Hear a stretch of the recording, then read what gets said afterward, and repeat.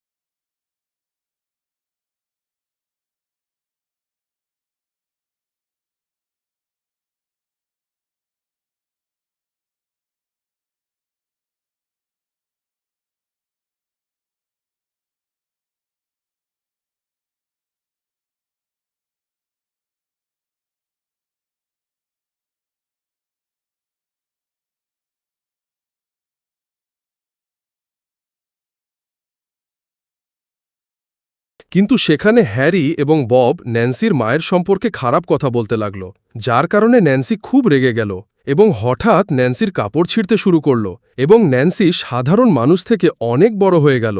পরের দিন Harry Victor নামে একজন ডাক্তারকে নিয়ে এলো, যাতে সে ন্যান্সির চেক আপ করতে পারে। এরপর ডোরা ভিক্টরকে ন্যান্সির কাছে নিয়ে গেল। সেখানে ডোরা ভিক্টরকে বলল যে ন্যান্সির আকার বেড়ে গেছে, কিন্তু এটা পুরোপুরি স্বাভাবিক। এরপর ভিক্টর ন্যান্সিকে তার ল্যাবে যাওয়ার জন্য বলল, যাতে তারা তার উপর ভালোভাবে নজর রাখতে পারে। কিন্তু ন্যান্সি ভিক্টরকে মানা করল। এরপর রাতে ন্যান্সির সাথে দেখা করতে তার বাবা এলো এবং বলল, তোমার ভেতরে গিয়ে বিশ্রাম করা উচিত। ন্যান্সি বলল, আমি পুরোপুরি ঠিক আছি, শুধু আকাশের দিকে তাকিয়ে বিশ্রাম করছি। এরপর ন্যান্সি বলল, আপনি কি আমাকে আগের মতো করতে পারেন? বব বলল, ডাক্তাররা এই বিষয়ে কাজ করছে। এরপর ন্যান্সি সুইমিং পুলে গোসল করতে লাগল।